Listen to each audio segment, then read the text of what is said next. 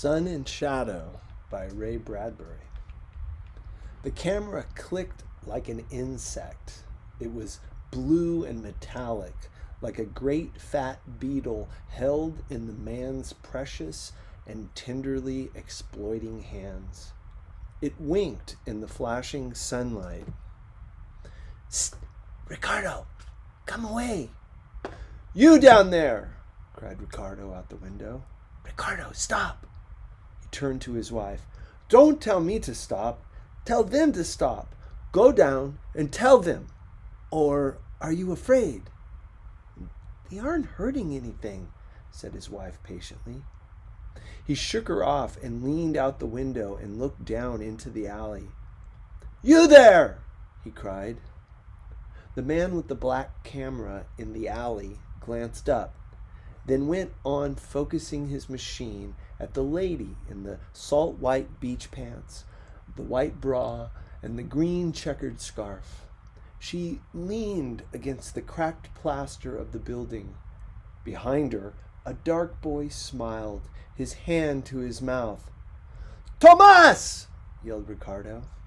He turned to his wife. "Oh, Jesus the Blessed! Tomas is in the street, my own son, laughing there."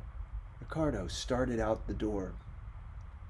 "Don't do anything," said his wife.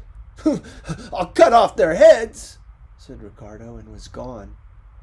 In the street, the lazy woman was lounging now against the peeling blue paint of a banister. Ricardo emerged in time to see her doing this. "That's my banister," he said. The cameraman hurried up. No, we're taking pictures. Everything's all right. We'll be moving on." "Everything's not all right," said Ricardo, his brown eyes flashing. He waved a wrinkled hand. "She's on my house." "Well, we're taking fashion pictures," smiled the photographer. "Oh, now what am I to do?" said Ricardo to the blue sky. "Go mad with this news? Dance around like an epileptic saint?" If it's money, well, here's a 5-peso bill," smiled the photographer. Ricardo pushed the hand away. "I work for my money. You don't understand. Please, go." The photographer was bewildered. "Wait." "Tomas! Get in the house." "But Papa!" Bellowed Ricardo. The boy vanished.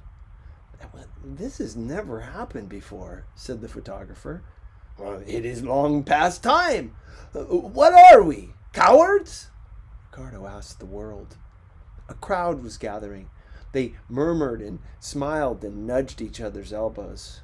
The photographer, with irritable goodwill, snapped his camera shut, said over his shoulder to the model, "All right, we'll use that other street. I saw a nice cracked wall there and some nice deep shadows. If we hurry." The girl, who had stood during this exchange nervously twisting her scarf, now seized her makeup kit and darted by Ricardo, but not before he touched her arm. "Do not misunderstand," he said quickly. She stopped, blinked at him. He went on. "It is not you who I am mad at. Or you," he addressed the photographer. "Well, then why?" said the photographer. Ricardo waved his hand. "You are employed. I am employed. We are all people employed. You must understand each other. But when you come to my house with your camera that looks like the complex eye of a black horsefly, then the understanding is over. I will not have my alley used because of its pretty shadows, or my sky used because of its sun, or my house used because there is an interesting crack in the wall here. You see? How beautiful. Lean there, stand there, sit here, crouch there. Hold it! And, I heard you. Do you think I am stupid? I have books up in my room. You see that window? Maria!" His wife's head popped out. "Show them my books!" he cried. She fussed and muttered, but a moment later she held out one, then two, and half a dozen books, eyes shut, head turned away as if they were old fish. "And 24 more like them upstairs," cried Ricardo. "You're not talking to some cow in the forest. You're talking to a man." "Look," said the photographer, packing his plate swiftly, "we're going. Thanks for nothing." "Before you go, you must see what I am getting at," said Ricardo. "I am not a mean man, but I can be a very angry man. Do I look like a cardboard cutout?" Nobody said anybody looked like anything. The photographer hefted his case and started off. "There is a photographer 2 blocks over," said Ricardo, pacing him. "They have cutouts. You stand in front of them. It says Grand Hotel. They take a picture of you, and it looks like you are in the Grand Hotel. Do you see what I mean? My alley is my alley. My life is my life. My son is my son. My son is not cardboard. I saw you putting my son against the wall so and thus in the background. What do you call it? For the correct air? To make the whole attractive and the lovely lady in front of him?" It's getting late," said the photographer, sweating.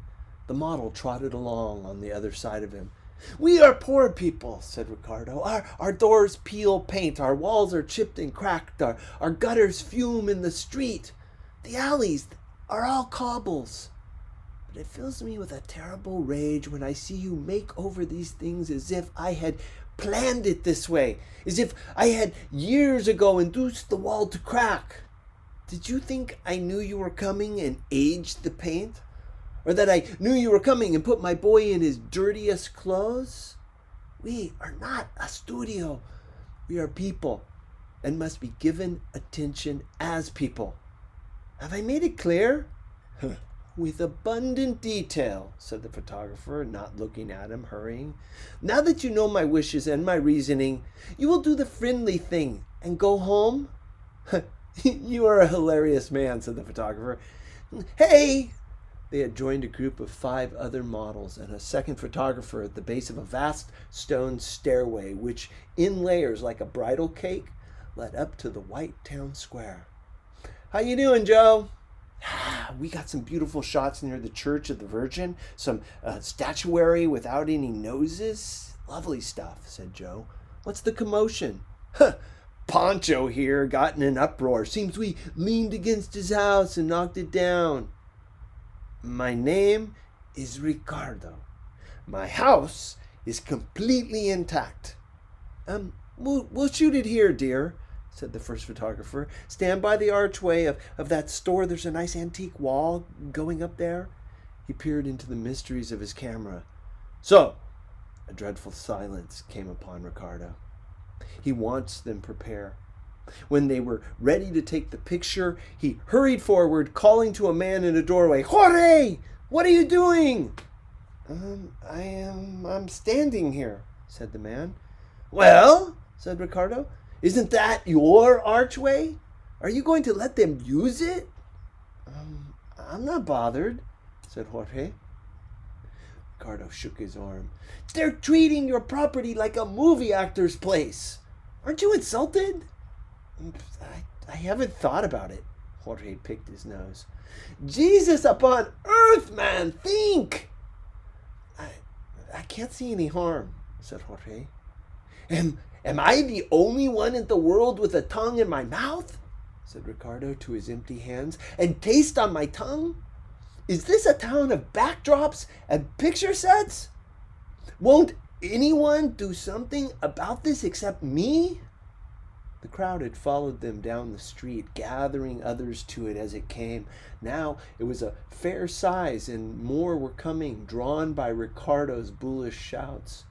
He stomped his feet. He made fists. He spat. The cameraman and the models watched him nervously. Do you want a quaint man in the background?" he said wildly to the cameraman. "I'll pose back there. Do you want me near this wall? My hat so, my feet so, the light so, and thus on my sandals, which I made myself. Do you want me to rip this hole in my shirt a bit larger, like this? So, is my face smeared with enough perspiration? Is my hair long enough, kind sir? Hey, stand there if you want, said the photographer. I won't look in the camera, Ricardo assured him. The photographer smiled and lifted his machine. Over to your left one step, dear. The model moved. Now turn your right leg. That's fine. Hold it. The model froze, chin tilted up. Ricardo dropped his pants.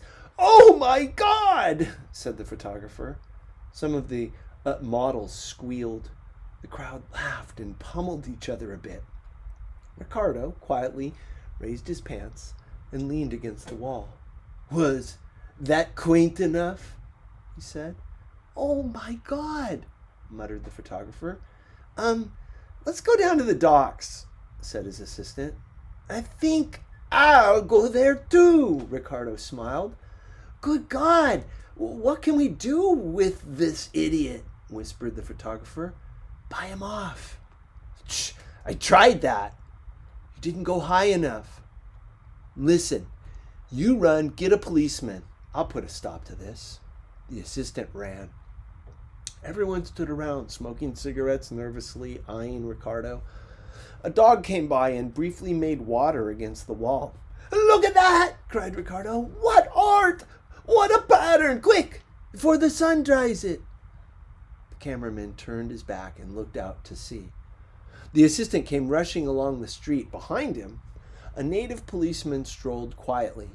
The assistant had to stop and run back to urge the policeman to hurry.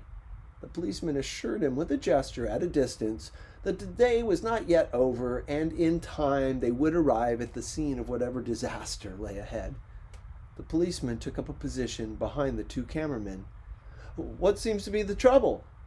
That man up there. We want him removed. That man up there seems only to be leaning against a wall, said the officer. No, it's not the leaning. Oh, hell, said the cameraman. The only way to explain is to show you. Take your pose, dear. The girl posed. Ricardo posed, smiling casually. Hold it! The girl froze. Ricardo dropped his pants. Click went the camera. Ah, said the policeman. I've got the evidence right in this old camera if you need it, said the cameraman. Ah, said the policeman, not moving, hand to chin. So? He surveyed the scene like an amateur photographer himself. He saw the model with the flushed, nervous marble face, the cobbles, the wall, and Ricardo, magnificently smoking a cigarette there in the noon sunlight under the blue sky, his pants where a man's pants rarely are. Well, officer? Said the cameraman, waiting. Well, just what? Said the policeman, taking off his cap and wiping his dark brow. Do you want me to do? Arrest that man! Indecent exposure! Ah, said the policeman. Well, said the cameraman. The crowd murmured. All the nice lady models were looking out at the seagulls in the ocean. That man up there against the wall, said the officer. I know him. His name is Ricardo Reyes. Hello, Esteban, called Ricardo. The officer called back at him. Hello, Ricardo. They waved at each other. He's not doing anything I can see, said the officer. What do you mean? Asked the cameraman. He's as naked as a rock. It's immoral. That man is doing nothing immoral.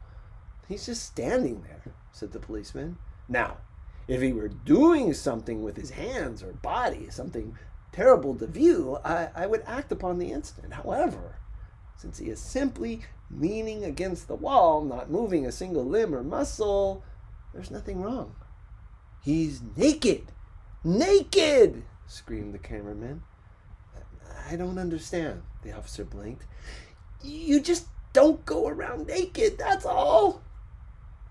There are naked people and naked people, said the officer. Good and bad, sober and with drink in them. I judge this one to be a man with no drink in him. A good man by reputation, naked, yes, but doing nothing with this nakedness in any way to offend the community. What are you, his brother?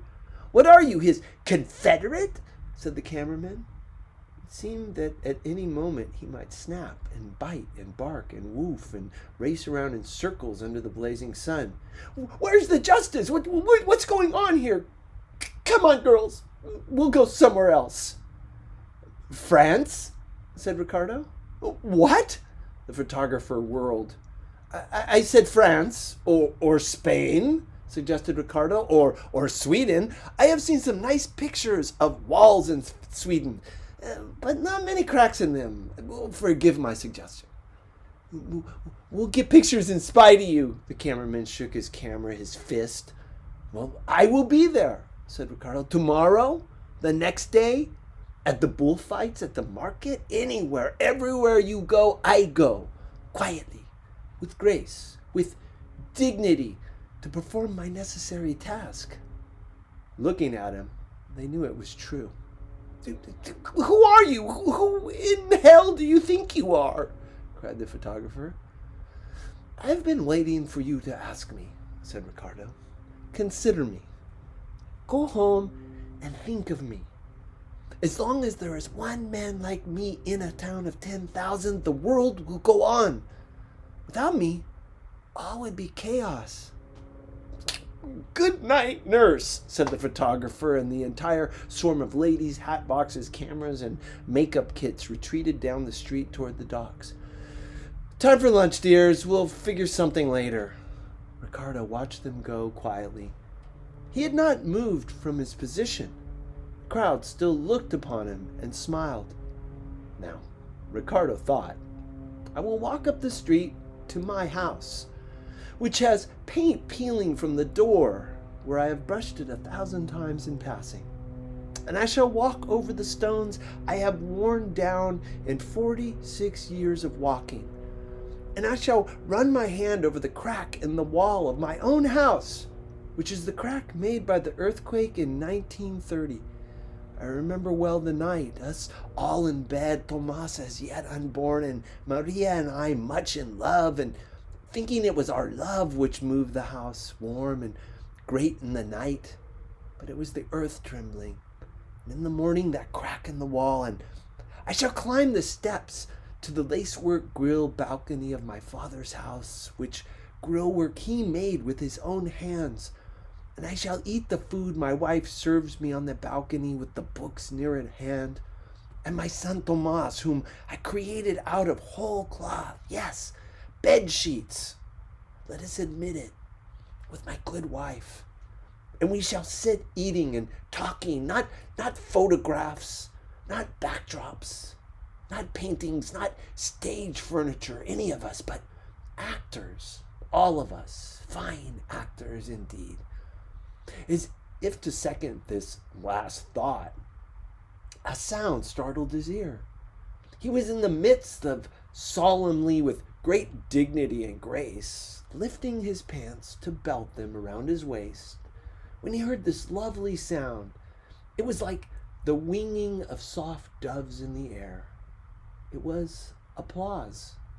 The small crowd looking up at him, enacting the final scene of the play before the intermission for lunch, saw with what beauty and gentlemanly decorum he was elevating his trousers. The applause broke like a brief wave upon the shore of the nearby sea. Ricardo gestured and smiled to them all. On his way home up the hill, he shook hands with the dog that had watered the wall.